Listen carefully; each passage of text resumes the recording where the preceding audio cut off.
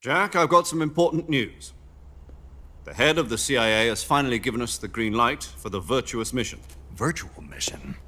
No, the virtuous mission. The future of our Fox unit depends on it. If it succeeds, we'll be officially organized into a unit. Virtuous mission? Sounds like some kind of initiation ritual. Don't get cocky. This isn't a training op. Right. So what exactly is this wonderful mission? Well, about 2 years ago, a certain Soviet scientist requested asylum in the West through one of our moles. His name is Nikolai Stepanovich Sokolov. He's head of the OKB 754 Design Bureau, one of the Soviets' top-secret weapon research facilities, and the East's foremost expert on weapons development. Sokolov? Isn't he that famous rocket scientist? The very same. On April the 12th, 1961, the Soviets achieved the first manned spaceflight in history. The Earth was blue, but there was no God. Well spoken. The rocket that carried Yuri Gagarin to orbit was the A-1, known as the Vostok rocket. Sokolov is said to be the man most responsible for the multi-engine cluster used in that rocket. After Gagarin's flight, Sokolov left rocket development to become the head of the newly established Design Bureau. From a lowly technician to head of a design bureau, that's quite a success story, so why do you want to defect? It seems he'd become afraid of his own creations. Afraid? Call it a crisis of conscience. And for that, he left his country and his family behind and went over the fence? Not exactly. One of his conditions was that his family was also to be taken safely to the West. We used a mole to get the family out first and succeeded in sneaking Sokolov over the Berlin Wall shortly afterwards. I was the one who conducted the operation. The security on the eastern side was still full of holes back then. Then what? We got Sokolov over in one piece, but the whole ordeal had left him exhausted, and we checked him into a hospital in West Berlin. It took him 2 weeks and more than 600 miles to get from the research facility in the Soviet Union to Berlin. He was in no condition to say anything coherent. And it was only a week later that we had something much bigger on our hands. The Cuban Missile Crisis. October the 16th, 1962, President Kennedy received word that the Soviets were in the process of deploying intermediate-range ballistic missiles in Cuba. The President demanded that the Soviets dismantle and remove the missiles. At the same time, he announced a naval blockade to prevent further missile shipments from reaching Cuba.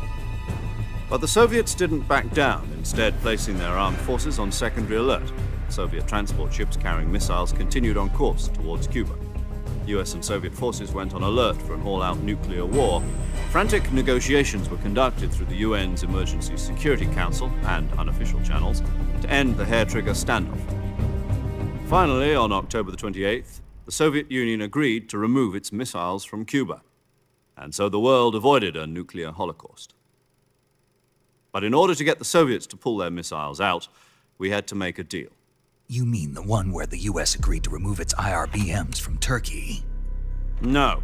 The Jupiter IRBMs deployed in Turkey were obsolete, and we were going to get rid of them anyway. They had no strategic value whatsoever to either the US or the Russians. The Turkey deal was a ruse, a cover story that was fed to the other intelligence agencies around the world. So what did the Russians really want? Sokolov. They wanted us to return Sokolov. You mean the Soviets pulled out of Cuba just to get their hands on Sokolov? That's right. What the hell was he working on? At the time, we had no idea. We were running out of time. It was either give up Sokolov or risk full-scale nuclear war. In the end, we had no choice. President Kennedy gave in to Khrushchev's demand. The next day, I got Sokolov out of the hospital, handing him over to agents on the eastern side. Sokolov kept on screaming, "Save me," until he disappeared from my sight.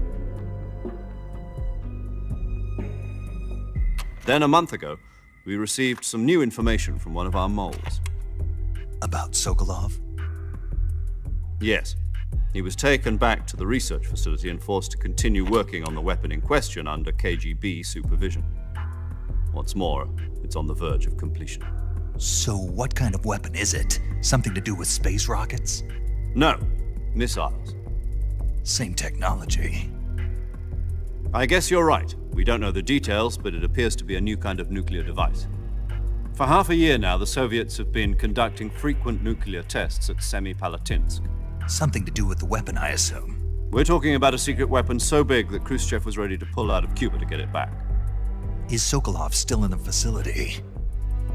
No, according to our intelligence, he's in Selino-Yarsk, a place in the mountains about 3 miles to the west that's known as the Virgin Cliffs. The Virgin Cliffs. Nice name for a virtuous mission.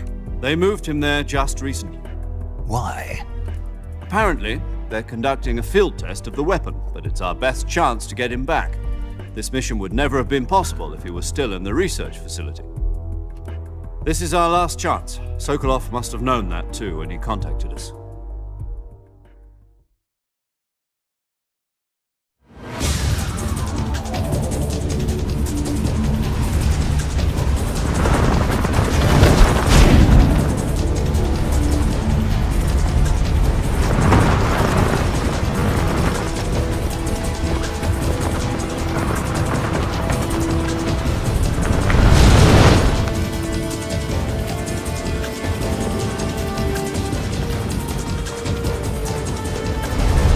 Listen up, Jack. Your mission is to infiltrate Selino-Yarsk in the Soviet mountains, ensure the safety of Sokolov, and bring him back to the West.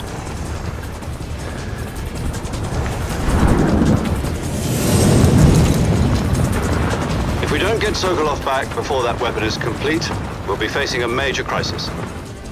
The clock is ticking.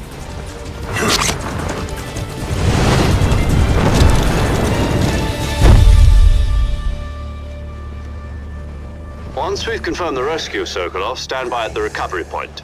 A recovery balloon will be dropped at that point. Helium will be pumped into the balloon to inflate it. The process takes about 20 minutes. Once it's complete, the gunship's arm will latch onto the balloon and pull it up. The Fulton surface-to-air recovery system. I'm familiar with the theory. Take it easy. It's been combat-proven. Do you think Sokolov is up to it? The shock will be less than during a parachute jump, and the arm can handle up to 500 pounds. So you're planning on going over the border in a single combat talent? She's equipped with 2 6-barrel 20mm Vulcan cannons, as well as 2 40mm machine guns. Sounds like she could hold her own against a battalion of tanks. Even with the fuel in the reserve tank, we're facing a 4-hour time limit.